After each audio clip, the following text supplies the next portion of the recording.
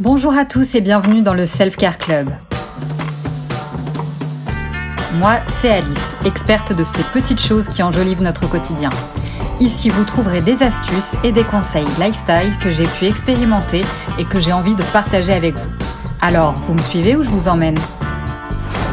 Aujourd'hui, je vais vous parler du cortisol, que l'on appelle presque communément l'hormone du stress, et de son impact sur votre santé et votre beauté.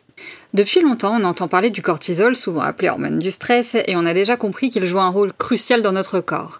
Mais comprendre son fonctionnement et ses effets peut vraiment nous aider à mieux gérer notre santé et notre beauté. Dans cet épisode, nous explorerons donc ce qu'est le cortisol, comment il est produit, ses impacts sur notre bien-être et surtout comment il est possible de le gérer efficacement. Alors le cortisol, qu'est-ce que c'est ? C'est une hormone stéroïde produite par les glandes surrénales situées au-dessus des reins.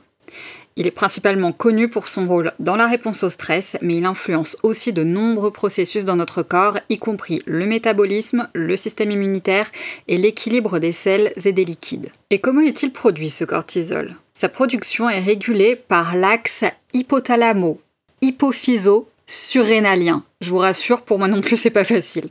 En gros, c'est un système de communication entre trois parties du corps. L'hypothalamus, l'hypophyse et les glandes surrénales.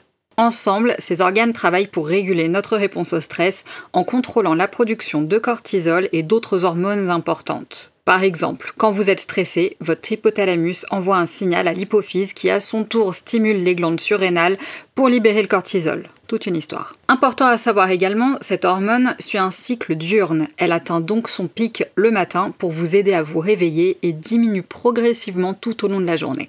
Parlons maintenant de ce qui nous intéresse vraiment, à savoir les effets du cortisol sur la santé. Le cortisol a un double visage. À court terme, il est bénéfique pour gérer le stress, mais des niveaux élevés de cortisol sur une longue période peuvent causer divers problèmes de santé. La fatigue, un niveau élevé de cortisol peut perturber le sommeil entraînant une fatigue chronique. Les problèmes de sommeil, un excès de cortisol peut rendre difficile l'endormissement et provoquer des réveils nocturnes. La prise de poids, parce que le cortisol stimule l'appétit et peut conduire à une accumulation de graisse, en particulier au niveau de l'abdomen. Un affaiblissement du système immunitaire, parce que le cortisol en excès peut réduire l'efficacité du système immunitaire en vous rendant plus susceptible aux infections. Et j'ai un exemple très concret, puisque très commun également. Par exemple, en 5 minutes de colère ou de grosse frustration, vous fabriquez tellement de cortisol que ça devient un poison pour votre corps, et du coup, votre cerveau va réagir. Il va mobiliser vos défenses immunitaires pour aider à évacuer le cortisol à travers urine et sueur essentiellement, et ça a des conséquences. Pour 5 minutes de colère, vos défenses immunitaires sont réduites à néant puisqu'elles sont mobilisées ailleurs, et il leur faut pas moins de 5 heures pour cette petite opération. Sans parler d'autres effets secondaires dont vous ne vous rendez probablement pas compte jusqu'à le nier, mais à la suite de ça, vous êtes et vous restez très irritable, ce qui peut déclencher de nouveau la colère, et on est reparti pour 5 heures. Voyez le truc. Je précise, le cortisol est dans le sang et le sang circule partout, ça on est au courant. Et quand il y a trop de cortisol dans le sang et qui monte au cerveau, il tue les cellules de l'hippocampe. Je rappelle que l'hippocampe a pour fonction de calmer le jeu. Mais si vous êtes entré dans la danse, plus je suis en colère, plus je suis énervé et ou frustré, alors on est coincé dans un cercle vicieux. Et non, c'est pas fini. Vous savez ce qu'il fait d'autre le cortisol ? Il stocke les graisses, donc sans prendre de raccourcis, on peut dire qu'à chaque fois que vous fabriquez trop de cortisol, vous fabriquez de la cellulite, à bon entendeur. Le cortisol en veut également à votre peau. C'est intéressant cet épisode. En effet, il a un impact significatif sur la santé de la peau, sur le vieillissement prématuré, puisqu'un niveau élevé de cortisol peut dégrader le collagène de la peau, entraînant des rides et un relâchement cutané, mais aussi sur l'acné, puisque le stress et le cortisol peuvent augmenter la production de sébum, provoquant ainsi des éruptions cutanées. Il peut aussi occasionner une sensibilité accrue en rendant la peau plus réactive et sensible aux irritations et aux infections. Tout un programme, n'est-ce pas ? Heureusement, il existe plusieurs stratégies pour maintenir des niveaux de cortisol sains. Des techniques de réduction du stress, comme la méditation, le yoga et la respiration profonde, peuvent réellement aider à réduire le stress et donc le cortisol. L'exercice régulier, puisque l'activité physique régulière aide à réguler le cortisol et améliore le bien-être général. Une alimentation équilibrée puisque, sans surprise, une alimentation riche en nutriments aide à maintenir des niveaux de cortisol stables. Évitez aussi les excès de caféine et de sucre.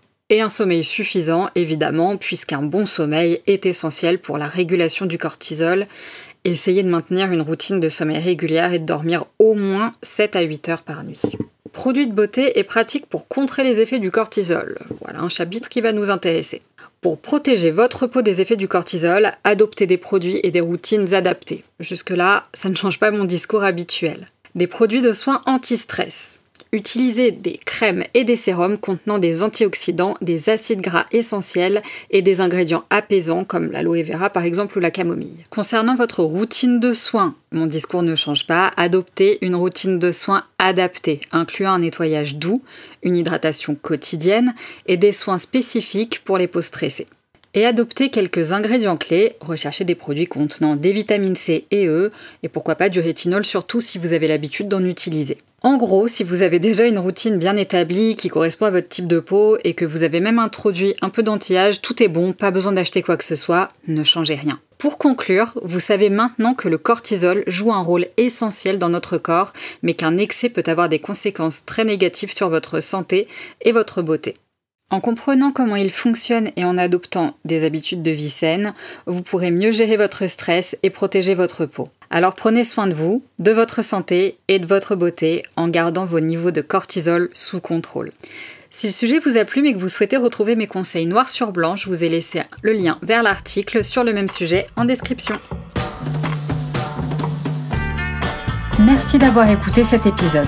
Si ça vous a plu, inscrivez-vous à ma newsletter gratuite Self-Care Club, un rendez-vous court et hebdomadaire où j'aime partager 2 choses qui ont embelli ma semaine, parfois des idées, des recettes, des lectures, des conseils.